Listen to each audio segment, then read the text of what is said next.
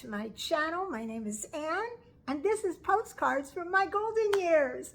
I'm so happy to see you today. So today I decided that I would answer some of the most often asked questions about our retirement to France. I've been putting out these videos over the last months. Actually, I started, I think, a couple of years ago. And over time, some of the old videos pop up and people watch them and they ask questions. And then there are the more recent ones where I've been getting into the nitty-gritty and people still ask questions. And sometimes people email me questions separately from the videos. And so I thought that if I did a compilation of all of the most often asked questions, then maybe some of you who are wondering but haven't asked, you'll get the answers to those questions. And for those of you that I've already answered, when you made comments or asked those questions, well, you'll get a little review on it. And please, as you're watching this video, if it brings some other question to mind, please comment below and periodically I'll answer some additional questions with a little review of where we are so far. First, just a little bit of catch up. I did a video a couple of weeks ago about shipping our stuff, how to get our stuff to France. And I hadn't discussed this with Jeff, my husband. And so I thought he'd be so excited that I found such inexpensive ways to get our stuff to Nice, France. And the end result, which I just shake my head and laugh, is that he said to me, screw all that. I'd rather just pay a mover. Let a mover come to the house and pick up all the boxes. Let a mover pack the pictures and things to make sure that they get there safely. Let a mover do all of the paperwork for us as far as getting it through customs. And let the mover bring it to where we're living in Nice and let them carry it up the steps or take it one box at a time in an elevator that's big enough for 2 people. So who knew? I thought he'd be so proud of me. I found such inexpensive ways to send things. I think there will still be some things that we'll send, depending on how expensive it looks like the mover will get as we get closer. He doesn't believe we're actually going to be able to get away with 20 boxes. I guess if a mover's going to be pricing it, I know they pretty much price according to weight. Whatever it is, it'll probably make it easier for us to ship a lot of things that maybe I wasn't going to ship. Maybe now I can consider shipping them. Still don't want to ship a whole lot of stuff, and we do want to sort of set a goal of 20 boxes. I don't know if they're all going to be 50-pound boxes, and I don't know if they're all going to be giant boxes, because now that he wants to use a mover, I'll just pack things in boxes as we pull together boxes. And I believe that the moving company puts it in a container on a ship, and it'll all be stuff that we're not in a hurry for. Headed to France, heading to Paris first and then heading on to Nice. And we're gonna bring some loaded, heavy, big suitcases with us on the plane, things that we're not gonna need for the next few months, but we'll need, like maybe seasonal clothing and things that we'll wanna have when we get to France. So we're gonna bring that with us on the plane, find a storage unit place, and leave it there in France. So that'll take care of some of the stuff, and maybe it'll lighten the load on what the mover brings. That was the mover that I wanted to share with you, because I thought that was really funny that I was trying to save us a lot of money, and he did bring up a good point. The elevators are really small in buildings, typically in Nice. It's not like, in big apartment buildings here in Florida or in most cities in the United States. They have freight elevators, and that freight elevator is like, I don't know, 2 or 3 times the passenger elevator. we're not going to count on freight elevators in any of the buildings that we're looking at moving to. So there is that. Let me get into some of the questions. Now, with regard to shipping our stuff, people had asked me if that includes the Euro or European VAT, value added tax, and any other customs taxes, as far as the pricing went relative to the cost of shipping things. Based on my research, when you are moving your household from the United States to France, they give you 1 year to move all of your household goods and not have to pay a duty on any of it.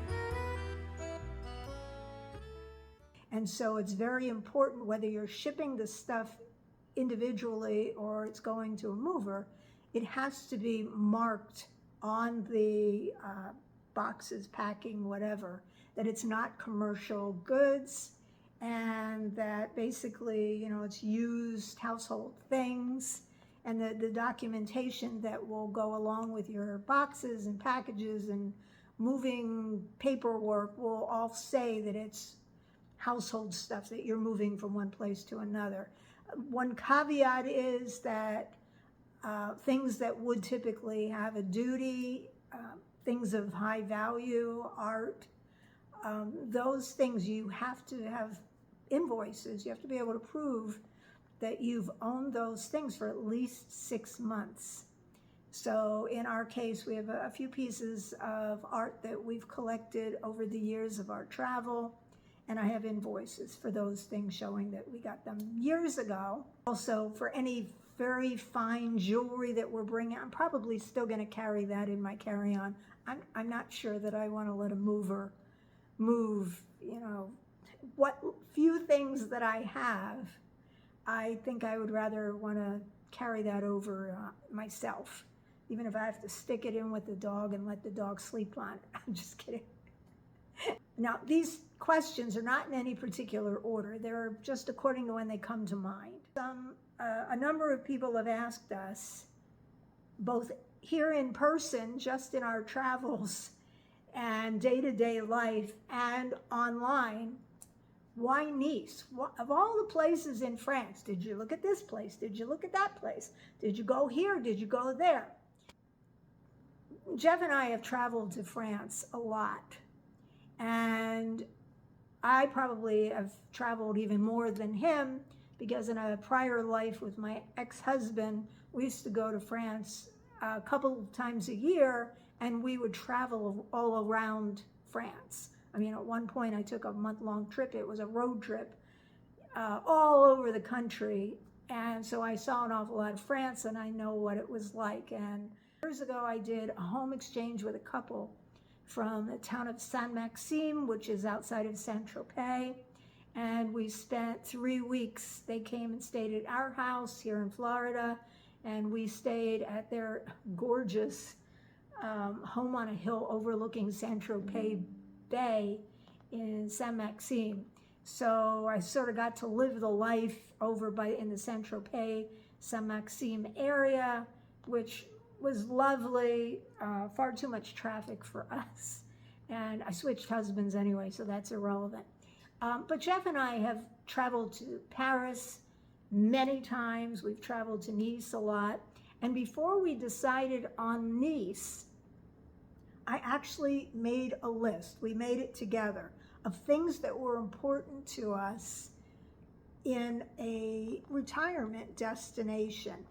So here were things that were on our list. First of all, we wanted it to be a walkable city. We wanted to let go of one thing that we all depend on here in the United States, that big metal thing out in the driveway, that car. We wanted to let go of owning cars. We didn't want the expense. We didn't want a car payment. We didn't want to pay for car insurance. In Nice, parking is, oh my gosh, so expensive.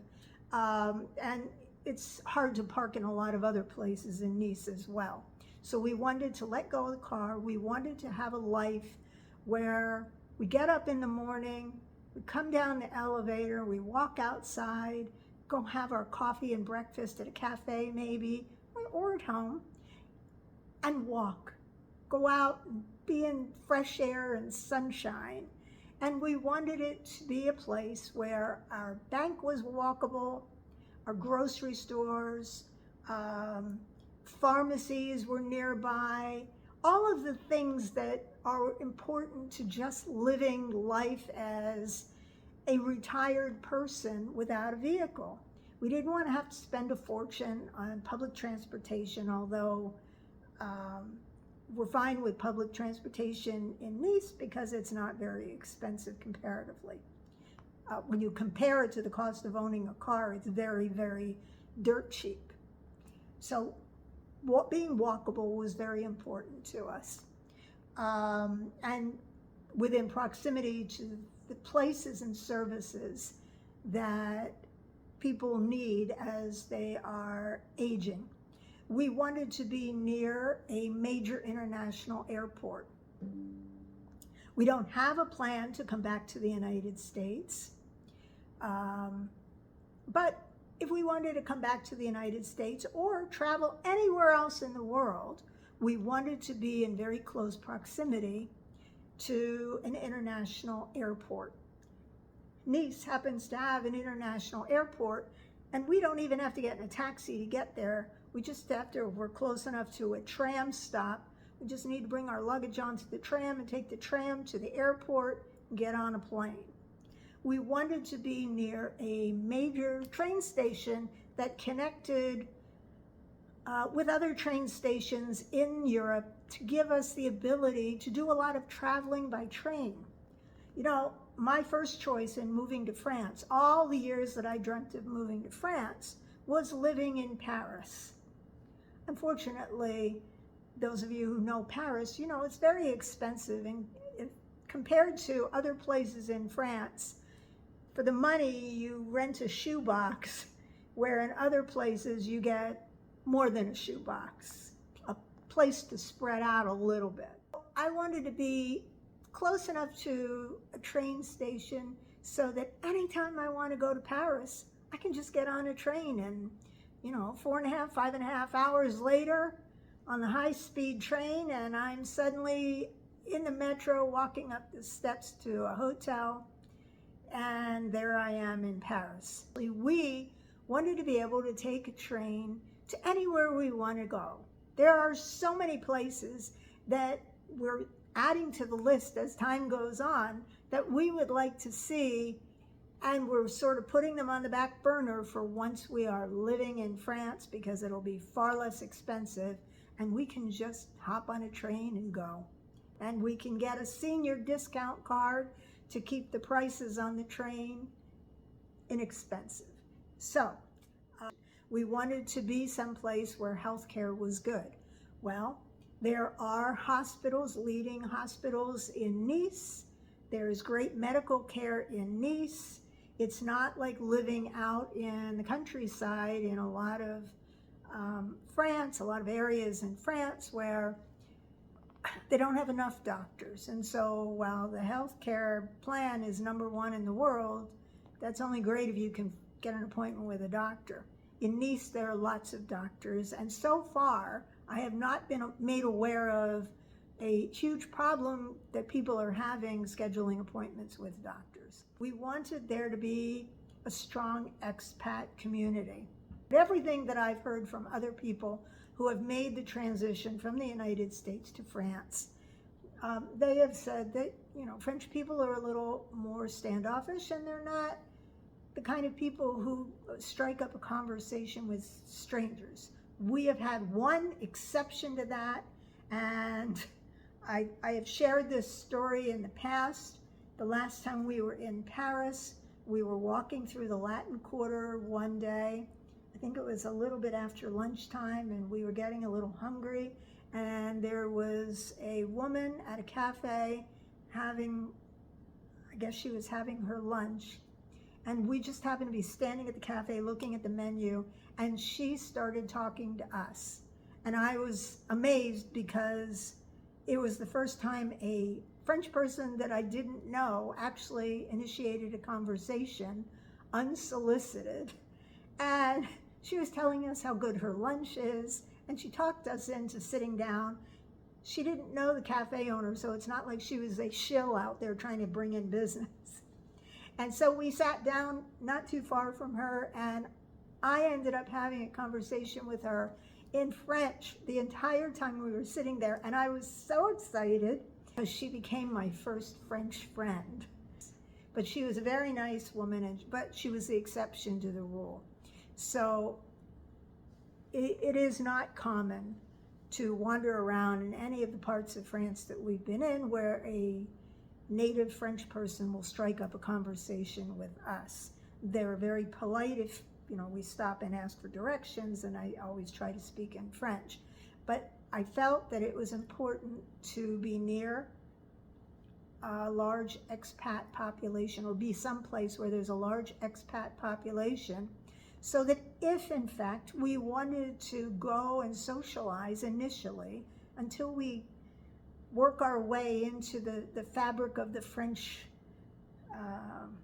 groups, we would have opportunities. A lot of these expat groups have social afternoons, evenings, what have you, and we would go. It's also a benefit for my husband, Jeff, who hasn't had the advantage of studying French for 8 years, and he hasn't had time since we made the decision that we were going to retire to France. He hasn't really had enough time to concentrate on really learning the language. And I don't want to be the person carrying conversation all the time. So I thought it would be great if we were living somewhere where there's a sizable expat population, and we can either be in or out depending on what's going on with that group. And, if we're lucky enough to make friends, once we've been living in Nice for a while with people that are French, and they include us as part of their social group, all the better. But it is nice to know that there's an expat group. Another thing that was on our checklist was climate. Both Jeff and I grew up in the northern part of the U.S. I grew up in Pennsylvania and New Jersey, and he grew up in Ohio and Minnesota, and we know what the harsh, cold winters are like, and we both ended up in Florida because we didn't want any part of harsh, cold winters and frozen rain and snow and sleet and black ice. Oh my gosh. I came to Florida to get away from all of the cold. I don't mind visiting it for a little vacation, but I don't want to live anywhere where that's common. Nice has a warmer climate. Yes, we're aware of the fact that in the winter it does get a little cool, and recently somebody told me that occasionally there is even a light dusting of snow. You know what? I don't care. A light dusting of snow is nothing. We still have coats and gloves and hats and boots and scarves, and we'll be prepared just in case we get that. I mean, here in Florida, I was shocked when I first moved here back in 2004. I woke up one morning in February, and the thermometer out on our lanai said it was 28 degrees. It was like, wait a minute, this is Florida, and here I am in shorts and a little tank top, and I'm looking at the thermometer and it says 28 degrees. What happened? It gets cold in Florida every now and then during the wintertime, and so it's like that in Nice. Although I think that the chill lasts a little bit longer in Nice, and it's probably more constant in winter months. We're more concerned about the fact that the winters are very mild. We're looking for mild winters. I mean, here I am, I'm recording this at the end of October, And we're already seeing people in coats in Paris. And so, yeah, I don't want to be anywhere permanently where it gets that cold.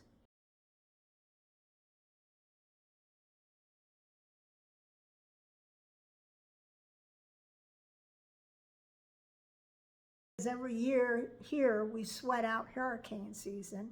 The cost of living is very important. We're going from, well, I've been retired for a few years, but my husband Jeff is an architect. His salary does allow us to do a lot of things, a lot of luxurious things. So we're going to be going from him working and collecting a paycheck to him not working and both of us living on our Social Security. Now, fortunately for both of us, we both earned sufficiently enough during our employment days to qualify for what I consider a very comfortable Social Security check. So we're not going to be sweating it out. We're going to be comfortable, but we're not going to be living in the lap of luxury, and we're not going to be able to have a regular diet of luxurious shopping trips, restaurants, hotels, or whatever. Once he leaves his job, it's going to be significantly different. So we're going to want to get the biggest bang for our buck, obviously. And living here in Naples, Florida, which is a tourist area, it's a very expensive place to live. We won't have the same expenses. But when we move to France, we need to be able to cover our rent and our food and utilities and cell phones on the income that we're bringing in. Now, fortunately, we've been putting money away in the bank for the last few years. And so we're going to be going over with a little bit of a nest egg. And I inherited a little bit of money, very little bit, from my mother when she passed away. So that is coming together to give us a little bit of a nest egg so that we can use our Social Security monthly payments to cover our living expenses, and we can use the money that we've been putting away in a savings account to cover the fun things, the travel. However, we're going to have to learn, just like when he was back in college and he was spending a semester in Florence, Italy, and was living on $5 a day with his ex-wife. We're going to have to pretty much figure out how to do that when we're living in France. So compared to our expenses here in Florida, we needed to find a place where we would have enough money to live in the style that we would like and be able to also have fun, be out there living and enjoying life. So I think those are probably the most important reasons why we picked Nice. And what we did before we selected Nice was we did a road trip about 2 years ago, thought about different areas that might fit our criteria. And we literally drove to them, and we stayed in some of these places for a few days and walked around, got a feel for the places, decided if it was the kind of energy that we're looking for. I mean, we're definitely not looking to live in some community that is extremely quiet, nothing to do in the evening. We're coming from that kind of community. Ironically, even though this is a resort area of the United States, a lot of places close here at 9 or 10. I mean, there are very few places that are open that late. Well, a lot of the places that we traveled to when we did our road trip through France, a lot of those places were sort of quiet and dead as well. And in Old Nice, oh my gosh, life continues after 10 o'clock at night. In fact, life sort of begins at 10 o'clock at night. So we're looking forward to that.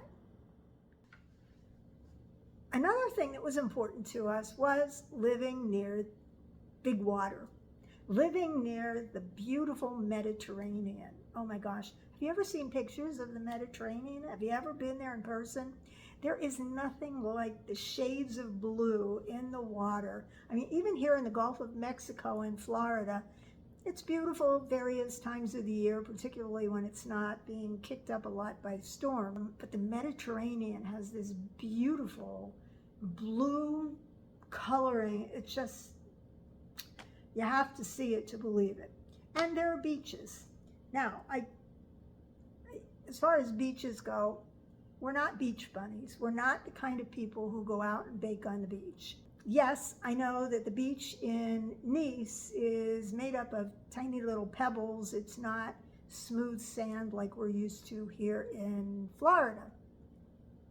There are beaches that aren't too far from Nice if we want to put our feet in the sand. Promenade des Anglais, which is a wonderful place to walk day and night, and we'll definitely be out there walking with our little baby Bella. And there's the beautiful Mediterranean right in front of us. And the beach clubs are wonderful. And we don't have to put on a bathing suit and bask in the sun to enjoy a day at a beach club. Last time we were there, we rented chairs that came with nice umbrellas over us. We did have bathing suits on. And we actually spent an entire afternoon at a beach club. We had servers that came and took our orders and brought us cocktails and other drinks and lunch and anything we wanted. It was just a very relaxing day. No, on a limited income, we're not going to be able to afford to do that every day, but every now and then.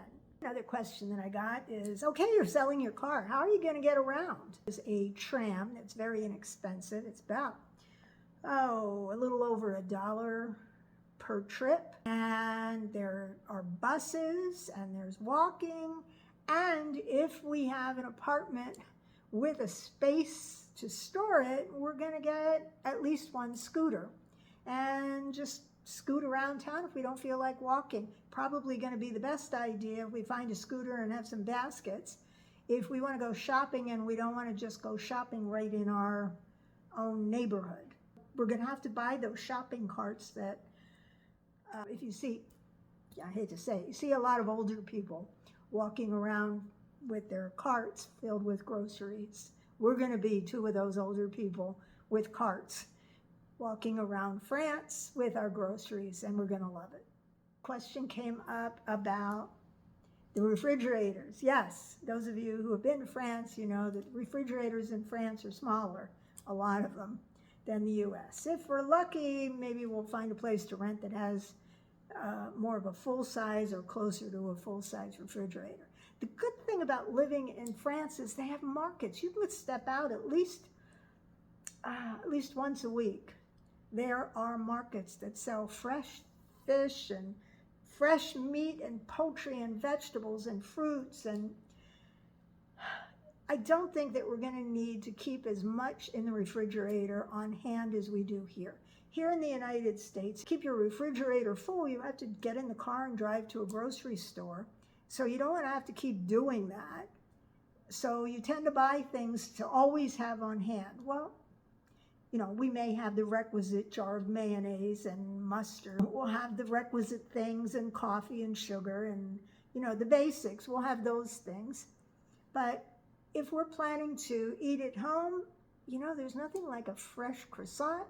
We'll have daily fresh baguettes, basic things. But as far as fresh food, I have no problem getting up in the morning, maybe once or twice a week, going out to the market and bringing home things for the next few days. And that's probably how we'll be living. It'll be a different way of life. Okay, another question that we get asked a lot. Do you speak French? Well, the answer is, I speak French. I studied French for 8 years back in junior high school and college. Way back in those days, one of my career aspirations was to become a translator at the United Nations. I studied French and I also took Spanish. I studied Spanish for a couple of years. I studied French for 8 years, and my first husband would never take me to France. And for our 20th wedding anniversary, I finally got him to take me to Paris, and that sort of got everything started. And the deal was that I made with him was I wanted to go to Paris, and he was a big wine aficionado, and he also loved to eat. He was a gourmet cook, as was I. We would fly to Paris, but then he wanted to rent a car, and he wanted to travel in the countryside in the Bordeaux area and the Périgord area of France, and go to vineyards and taste wine and enjoy fresh truffles and foie gras and the finest foods that you can find in France. And so we did that, and back in those days there were no cell phones and there was no internet. And so I had to book this trip using guidebooks. I bought guidebooks in the bookstore on traveling in France, and I found the names of hotels, and then I had to type letters, and then we had a fax machine in the house, and I would fax requests for reservations, and then they would come back, and I booked only the first couple of nights in Paris and the last night in Paris in advance. And we were going to depend on my French coming back to me after not speaking French for about 23 years by that point. We were going to depend on my French knowledge to find ourselves hotels or places to stay all along our travels. So it was a trip where we sort of went by the seat of our pants, and it was a real test for me on how much French I remembered. Most of the people that we ran into in the countryside in France back in those days, this was in the 90s, the early 90s, they didn't speak English. They were older people, and they truly didn't speak English. And I had to pull the French back out of the depths of my brain.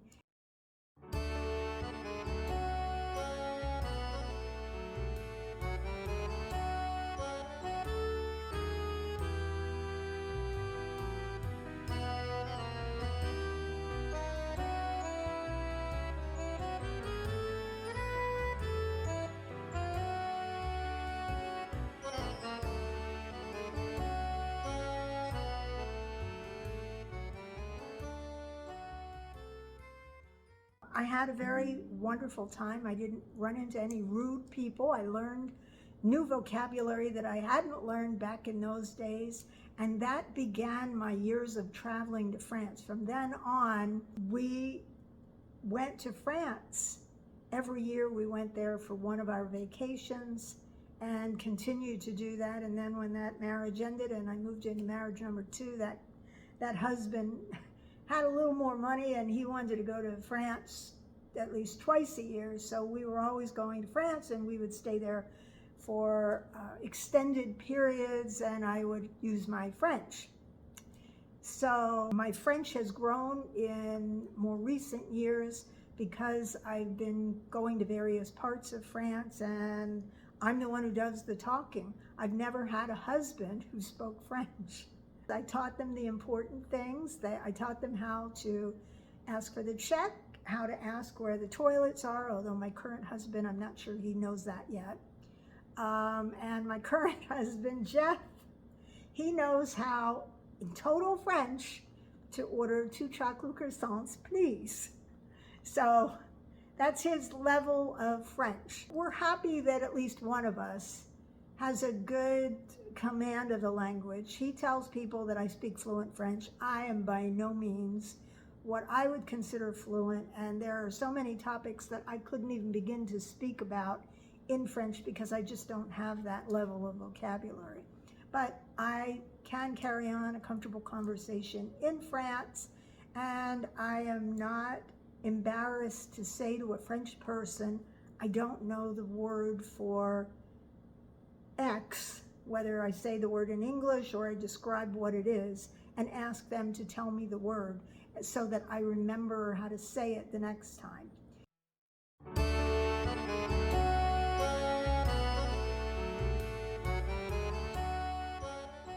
Another question that we get a lot is, why would you just leave the United States? Why would you just move to another country and say goodbye to the United States with no intention to come back ever again unless, you know, there's a death or an emergency? I don't want to get into any political conversations here. However, we're living in the state of Florida, and those of you who know anything about the politics here in the state of Florida know that there are some radical changes that have occurred in more recent years. We've got book bans, we've got limitations on women's rights. Suddenly, a few months ago, there is now the ability to carry a gun openly without a permit. You don't even have to keep it hidden. It's kind of scary, and you know, you get somebody mad here, you never know if they're going to pull a gun out of the pocket and just shoot you. We're not pleased with the governor, I'm just going to say it. We can't wait until his term is over. Prejudices against Black people, against the LGBTQ. I can't be happy living in a place where the rights of any of our friends, and even those we don't know, are abused or attacked. This is what is happening here. It's actually not just here in Florida, but it's in a lot of the United States. There is such hatred and division. We just want to get away from it.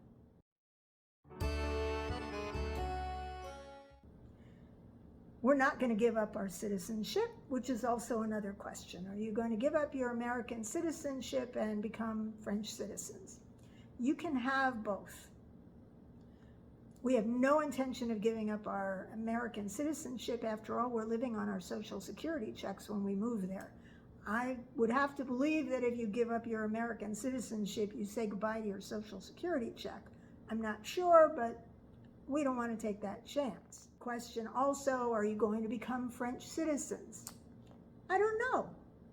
For now, we're simply going to get long stay visas. The visas will not allow us to work. It's a retirement visa. We're going to go over to France and just relax and retire.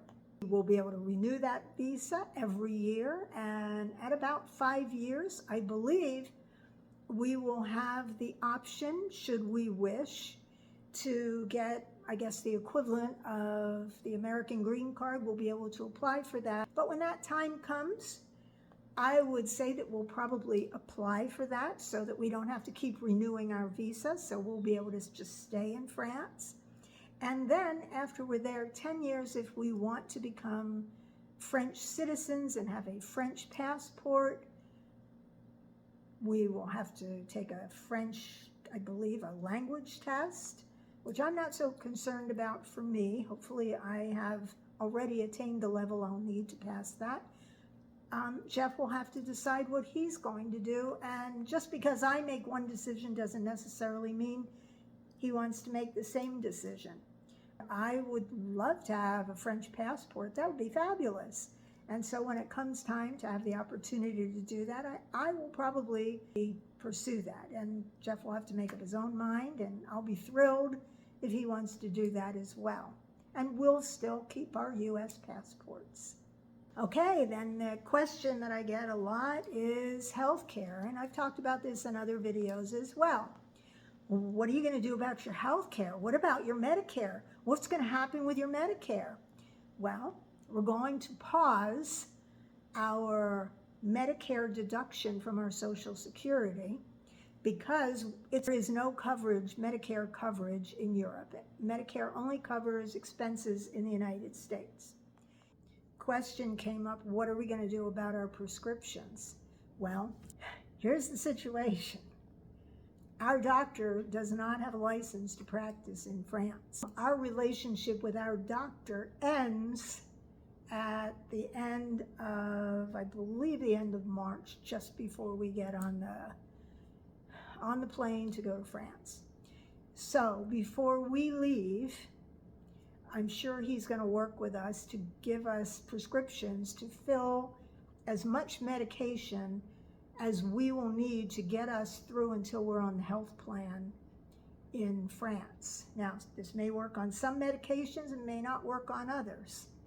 We will certainly take advantage of all the prescriptions that we get, for sure on bioidentical hormones, since I haven't been able to figure out where to get them or how to get them or continue the prescription. I will refill as much of that as I can refill, so that maybe I've got, 3 to 6 months worth of hormones to carry me until I can locate a doctor.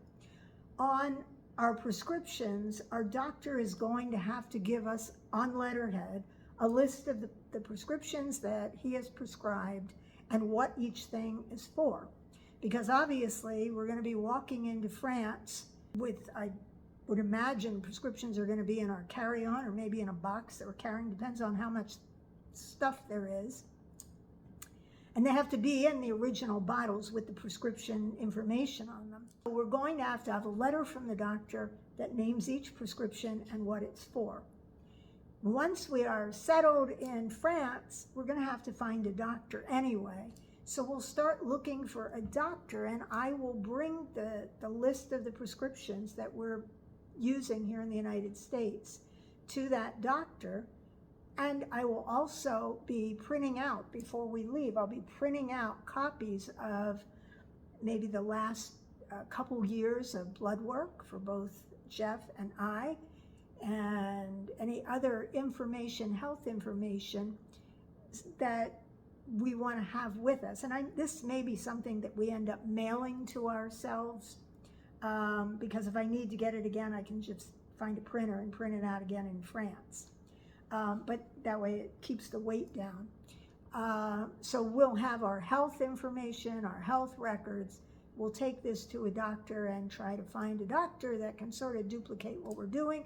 Or maybe we'll find a doctor who says, you know what, I got a better prescription for that for you here. And so that's what we'll do.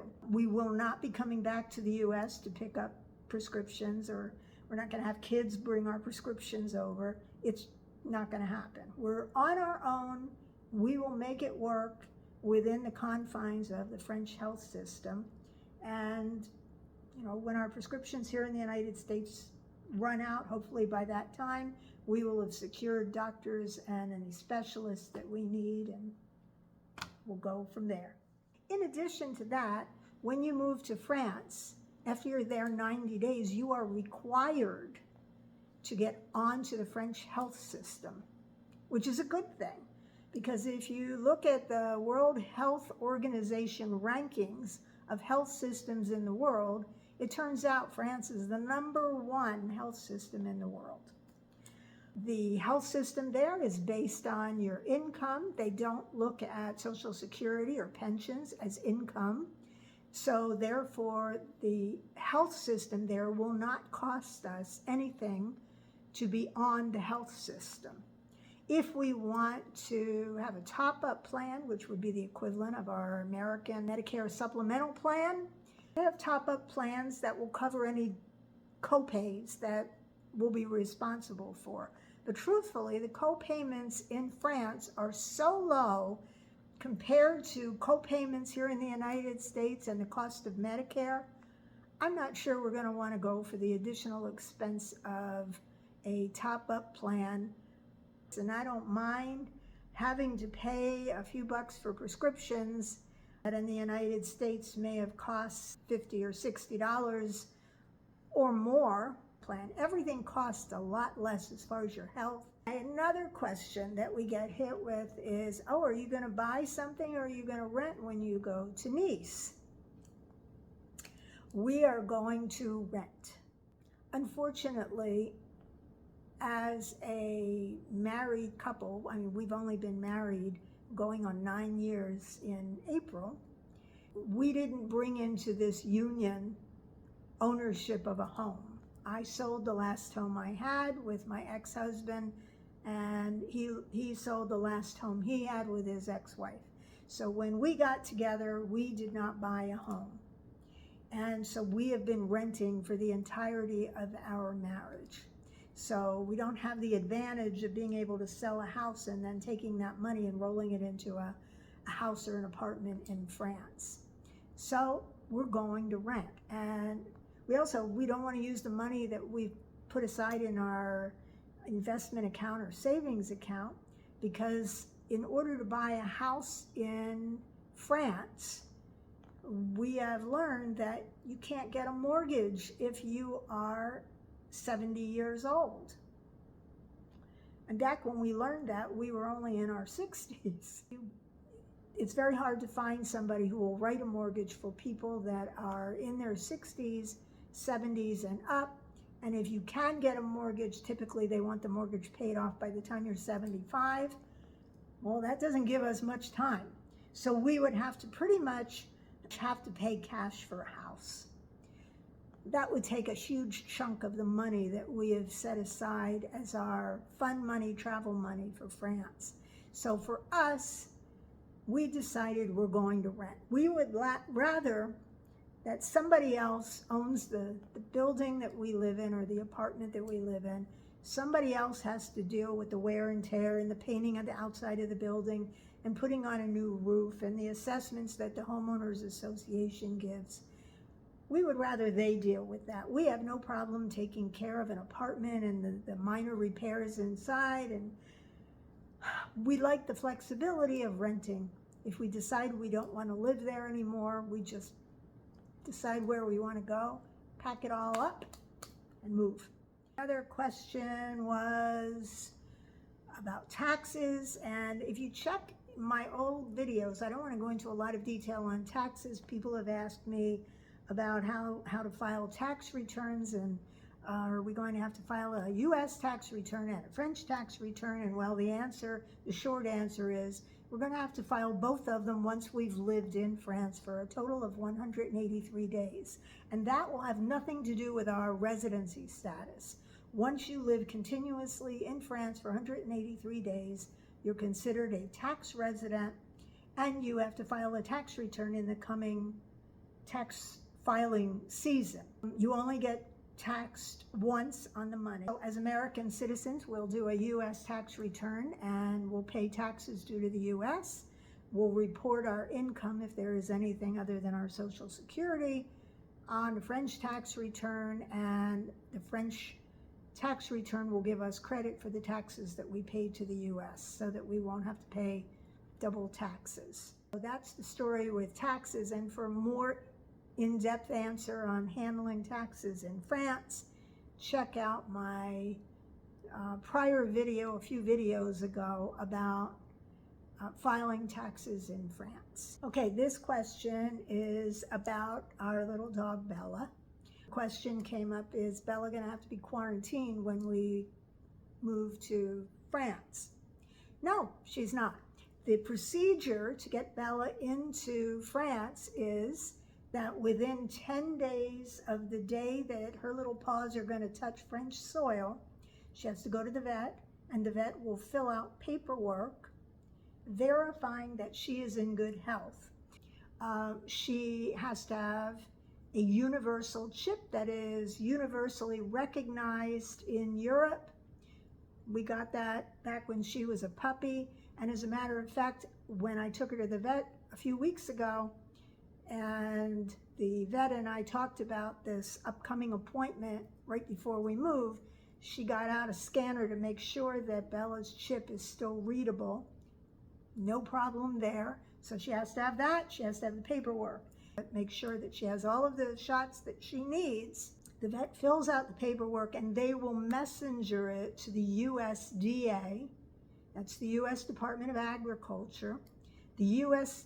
Department of Agriculture has to sign off on the form verifying that they received it and approving Bella as being a healthy dog. Then they, the USDA, will have a, I guess, prepaid envelope to overnight that form back to the vet, and we will have that form about 3 or 4 days before we get on the plane and come to France. So then we take the form, we have to have it with us in order to get on the plane, and we're flying on Lufthansa. We've already gotten Bella's ticket. Once we bought our tickets for France, we had to get her ticket and reservation as well. They will charge her, she's going to be with us in the business class cabin, and we purposely did Lufthansa because they will now allow us to have her with us. We used to fly Air France, but recently Air France, something happened in business class, I don't know what, and they no longer allow dogs, even in their little carry case, they no longer allow dogs in business class. You can keep your dog with you if you're in premium economy. However, Jeff and I are a little spoiled in that when we go to France, because it's an overnight flight, we like to be in business so that we can lay down and go to sleep and be fairly well rested when we get there. So because Air France no longer allows little dogs in cabin, and we didn't want to put her in the hold, we're flying on Lufthansa. When we get to the airport, Lufthansa will weigh her and her little carrier, and they will charge us, I believe it's between 100 and 250, depending on how heavy she is. And she doesn't weigh 5 pounds yet, so it's probably going to be at the lower end of that. Now, once we get, we'll have to show the paperwork that we got from the USDA to Lufthansa, so Lufthansa can verify that the dog has been certified as healthy enough to travel. Once we are in France and settled into our new home or Airbnb, wherever we're going to be staying, we will then have to find a vet. We will have to take her to a vet.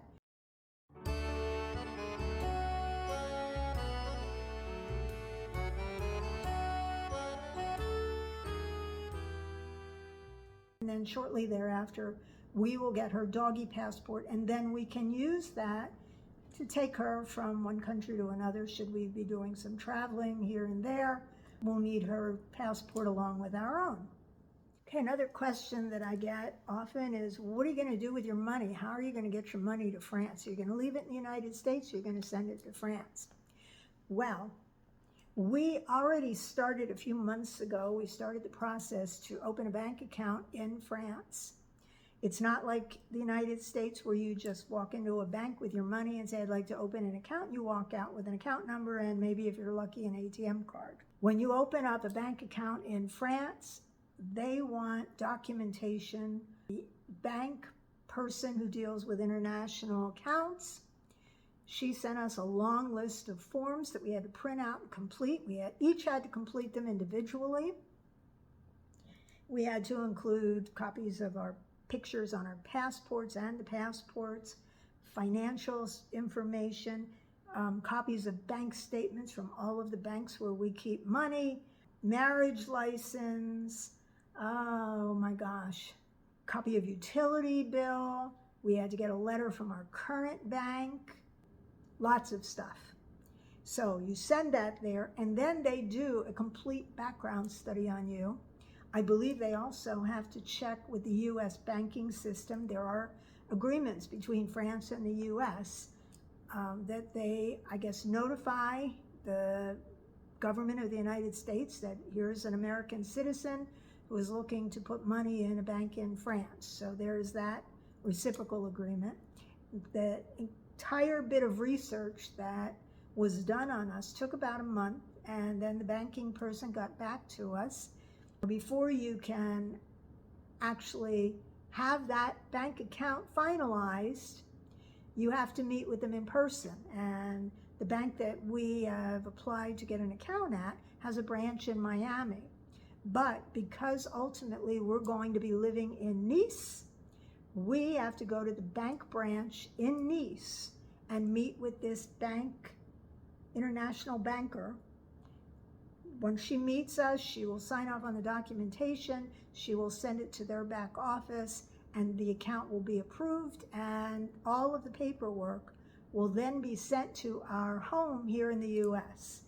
And then we can start electronically transferring money that we want to have in that bank account. And ultimately, we will be making arrangements with Social Security to deposit our Social Security checks into that bank account. When you open a bank account in France, you have to tell them how much money you're going to be putting into that account each month, whether it's going to be automatic deposits, what other kinds of expenses you're going to be using that account for. It's not like here in the US, they don't really care what you're going to be using the bank account for. They don't, I mean, other than maybe saving yourself some bank fees and them asking, you know, how much money you think you're going to keep in that account. They don't care how many transactions are going to be going in and out. This particular bank did care. So we have to make arrangements to have our Social Security checks put into that account, since that's where the bulk of our income is going to be coming, and we'll be paying our rent through that account and our utility bills through that account. So they want to see that. So that's taken care of. In the meantime, we have gotten what's called a WISE card. Now, a WISE card allows you to take your money from the US and you put it into this account where it's held as US dollars. And you can then transfer the US dollars that you deposit into your WISE account. You can transfer it into euros or a whole bunch of other currencies. So it doesn't only work for moving to France or Europe. So we've already started moving money so that we will have it as we see a good exchange rate. We move the money from our US bank account into our WISE account, and then we transfer it from US dollars into euros. And at the same time, we can have so much money in the WISE account in US dollars, so many euros in the account, or if we have a whole list of different currencies, we can set it up so that we have money in all kinds of currencies in this account. Then when we want to go and make a purchase, the little WISE card acts sort of like an ATM card. We can actually make purchases with our WISE card.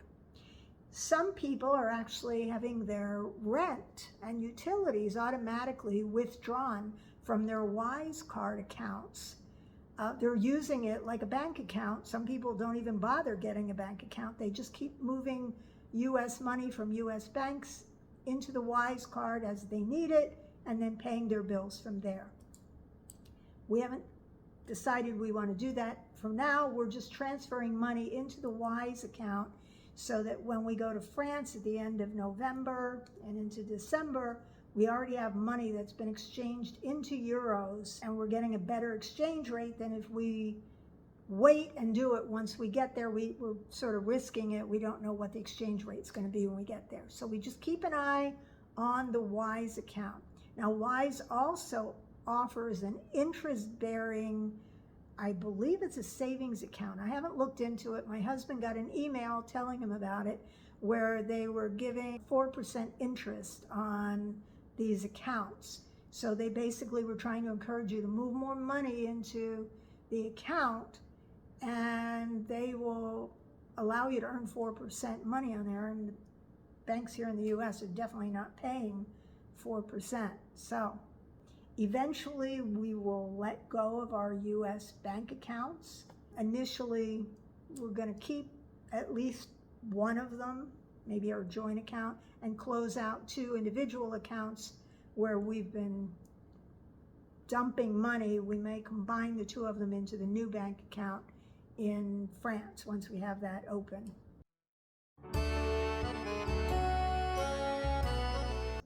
Well, once we're living in France, we're going to be doing more of a vlog, where it's sort of a day-to-day or a day in the life. And it'll be Jeff and I and our adventures as new expats in France,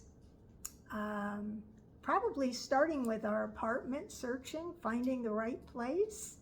We're actually going to try to do some of that when we're in France later this month. once we get there, it's going to be just adjusting to life, finding the pharmacy, finding the bank.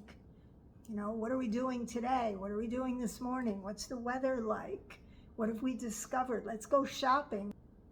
As we open our eyes to our new world, we will open your eyes to it as well.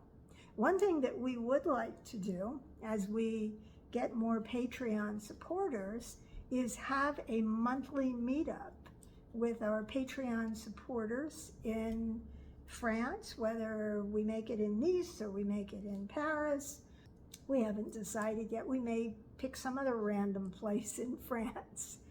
And so we'd like to start doing that, and maybe we'll restructure our different levels of sponsorship so that pretty much all of our Patreon supporters can be part of those meetups if you happen to be in France.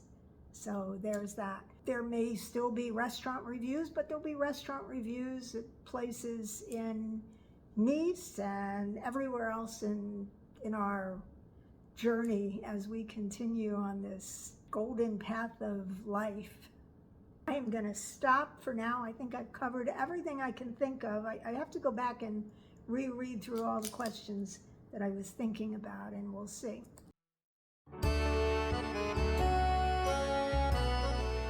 Thank you for watching this little Q&A video. I hope I answered all of your questions, things you may have been wondering about but didn't ask, or things you asked about but forgot the answer to, or maybe they're just things you didn't ever think about, but that's pretty interesting. I hope I brought you some good information.